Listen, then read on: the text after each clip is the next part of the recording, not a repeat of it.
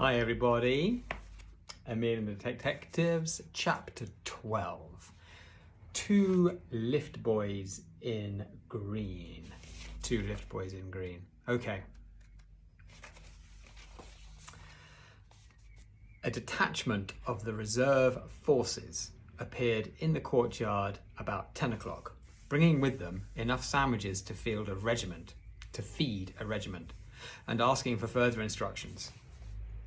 The professor was furious and told them they had no business to come unless they were sent for.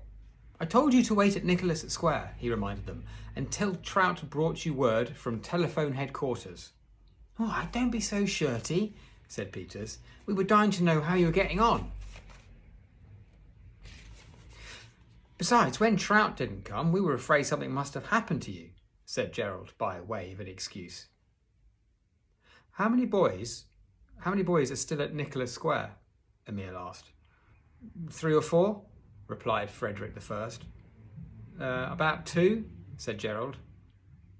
"If you ask them again, they'll say there's no one there at all," cried the professor angrily. "Who do you think you are, shouting like that?" exclaimed Peters. "I propose that Peters is expelled from the Corps of Detectives and not permitted to take any further part in the case," said the professor, stamping his foot. "I'd be sorry if you had a row on my account," said Emil. Let's take a vote on it, like they do in Parliament. I propose that Peters is let off with a caution. Of course, we can't have people running off on their own whenever they feel like it." "Oh, stuck-up lot of pigs," said Peters. "I'm going anyway." And he stamped off, muttering something very rude indeed. "It was his idea," said Gerald. "We'd never have come otherwise, and we left Meyer to hold the fort." "Let's forget it," said the professor quietly, returning to his usual manner. "We'll say no more about Peters." "What shall the rest of us do now?" asked Frederick I. "I suggest you wait till Gustav comes back from the hotel with his report," said Emil. "Good idea." "Excuse me. Good idea," said the professor. "Look, isn't that the lift boy coming now?" "Oh, so it is," agreed Emil. A boy in a green uniform with a cap on the side of his head paused under the archway and waved to them. "Smashing uniform," muttered Gerald enviously. "Have you got a message from our scout? That is, from Gustav?" called the professor. The boy nodded and came nearer. "Well, what is it?" Emil asked impatiently. Suddenly, a motor horn honked, and the boy in green danced about, roaring with laughter. "You old idiot, Emil," he shouted. It was Gustav himself, not the real lift boy. "You?" exclaimed Emil in amazement, and they all laughed so hard that somewhere up above them a window was opened and a voice yelled to them to be quiet. "Oh, well done, Gustav," said the professor. "Now, quiet all of you, while you hear all about it."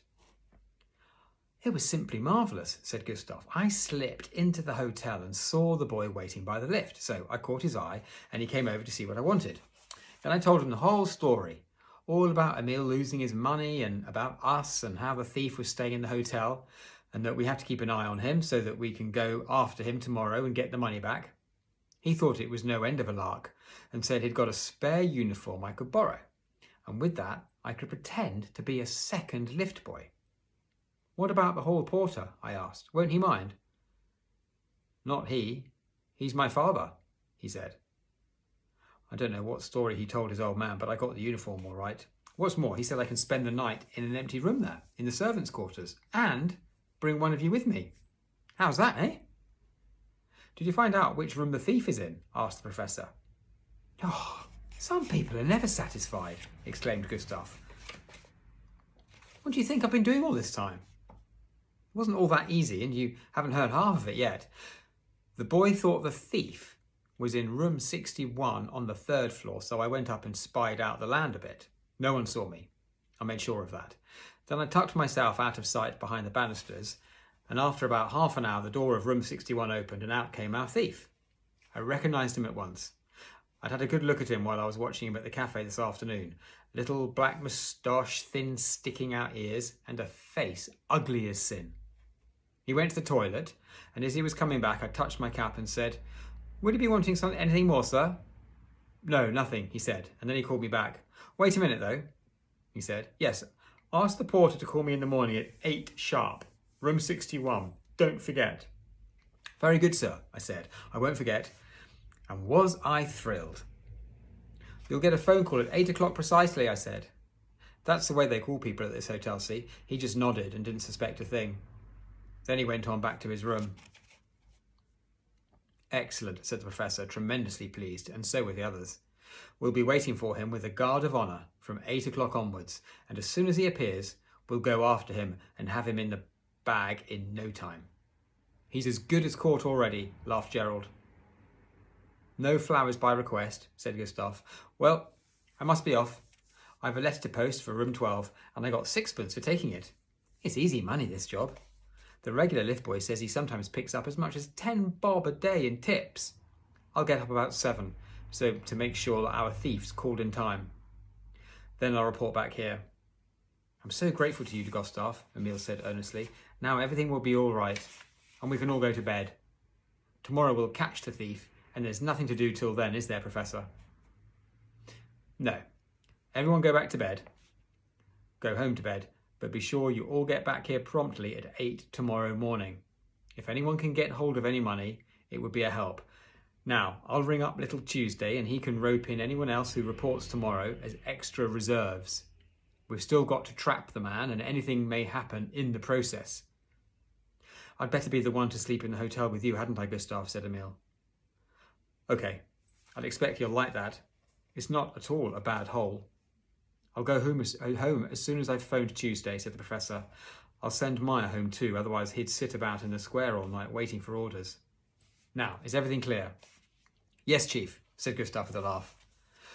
"Report back here promptly at 8 a.m, said Gerald. "Don't forget about the money if you can raise any," Frederick I reminded them.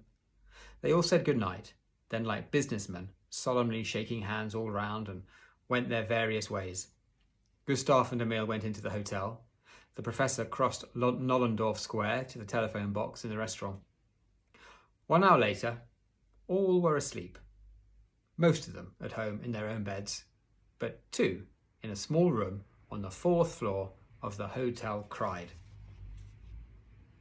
Little Tuesday, tired but true to his charge, had fallen asleep in his father's armchair beside the telephone.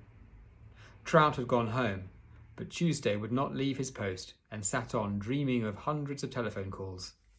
At midnight, when his parents came home from the theatre, they were very surprised to find him asleep. His mother picked him up and carried him to bed.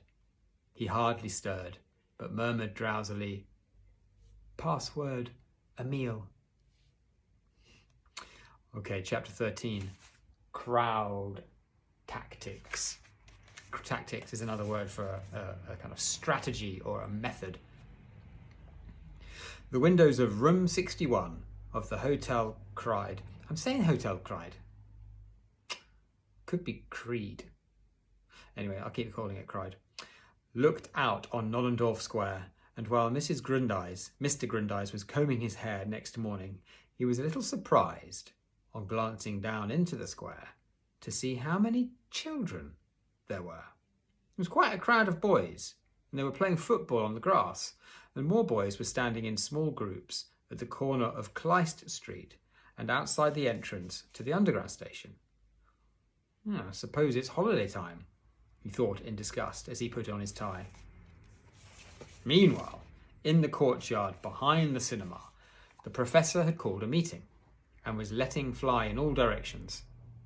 "What's the good of some of us racking our brains to find a way to trap this man?" he demanded, "while you lunatics have no more sense than to go and drag in all the kids in Berlin. Can't you see that we simply must not draw attention to ourselves? We're not making a film. We certainly don't want an audience. If our man gets away, it will be your fault for not keeping your mouth shut." The other boys stood in a circle around him, listening kindly to the lecture, but not looking in the least conscience-stricken, meaning they weren't bothered. "Sorry and all that, Professor," said Gerald. "Don't worry. We'll catch him all right."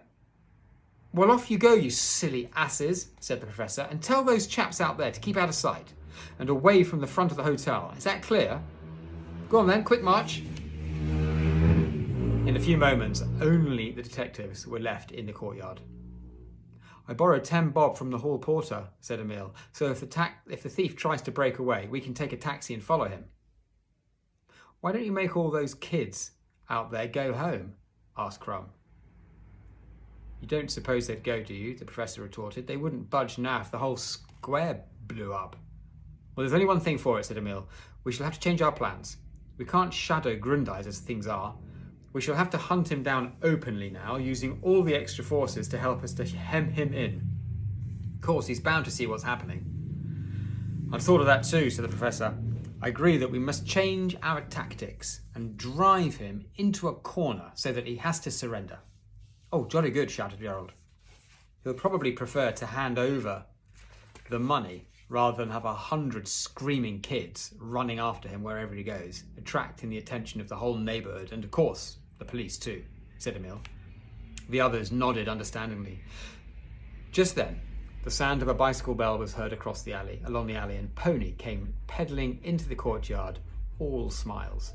Morning, everybody, she said, as she jumped off her bicycle and unfastened a basket from the handlebars.